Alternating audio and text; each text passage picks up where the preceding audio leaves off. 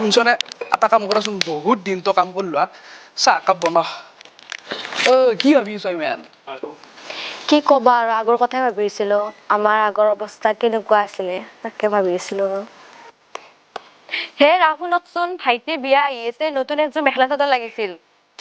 ৰাতিপুৱাৰ পৰা এটা কথা কৈছো কি এই লাগে সেই লাগে কাপোৰ লাগে ভাইটিৰ বিয়া মই দিনটো কেনেকে হাজিৰা কৰি চলি আছো মইহে জানো ঘৰত খাবাক লাগি পইচা নহয় আৰু তোমাক কাপোৰ লাগে আপুনি মোক লৈ কোনদিনা বস্তু আনি পাইছে ভাইটিৰ বিয়া অহাৰ কাৰণে মই সুধিছো হয় আগৰ দিনবিলাক কেতিয়াবা মনত পৰে ন কেনেকে আমি চলিছিলো 2-1 পইচা ইনকাম কৰিব কাৰণে কিমান সময় লাগে কিমান কষ্ট লাগে কিন্তু যেতিয়াৰ পৰা এই অৰুণোদয় আঁচনিটো দিলে আমাক তেতিয়াৰ পৰা বহুখিনি সকাহ পাইছো হয়ো আমাক চৰকাৰে দিয়া অৰুণোদয়টোৰ পৰা 1250 টকাটো জমা কৰি আমি তাৰ পৰা হাঁহ কিনিলো ছাগলী কিনিলো তেনেকৈ আমাৰ এক্সট্ৰা ইনকাম এটাও হৈ আছে যাৰ ফলত আমাৰ আৰ্থিক স্থিতি আগতকৈ বহুতখিনিয়ে ভাল হ'ল হয় এই চৰকাৰখনে যেতিয়াৰ পৰা এই অৰুণোদয় আঁচনিটো দিলে আমাৰ এই আগৰ স্থিতি কেনেকুৱা আছিল আৰু এতিয়া বহুখিনি পৰিৱৰ্তন হ'ল হয়ো আগতেতো চলিবলৈ ইমানখিনি অসুবিধা হৈছিল এতিয়াতো বহুতখিনি সকাহ হ'ল তুমি ঠিকে কৈছা সেইটো কাৰণে আমাৰ মুখ্যমন্ত্ৰী হিমন্ত বিশ্ব শৰ্মা ছাৰক এটা ধন্যবাদ যাচিবই লাগিব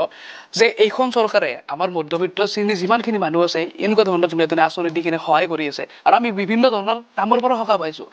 আমি অনুৰোধ জনাইছো এনেকুৱা চৰকাৰে যাতে আৰু আগন্তুক দিনত আমাক এনেকুৱা ধৰণৰ আঁচনি দি সহায় আগবঢ়াই আৰু লগতে গোটেই চৰকাৰখনক আমাৰ ফালৰ পৰা বহুত বহুত ধন্যবাদ যাচিছো নমস্কাৰ মোৰ নাম বিউটি শৰ্মা নাথ মই অৰুণোদয় পাই পেলাই বহুত হেৰি হৈছে লাভৱান হৈছোঁ কাৰণ এটা অৰুণোদয় হৈছে এটা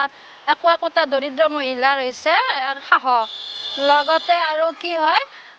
অৰুণোদয় পোৱাৰ ক্ষেত্ৰত দৰিদ্ৰ মহিলাখিনিক যিখিনি আমাৰ মুখ্যমন্ত্ৰীৰ এইটো অধীনত যিটো আঁচনি এইটো লাভ কৰিছে সকলোৱে উপকৃত হৈছে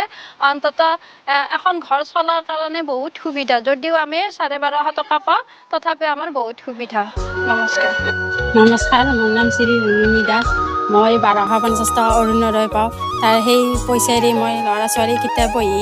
আকৌ মোৰ লাগতিয়াল অলপ বস্তু কিনিব পাৰিছোঁ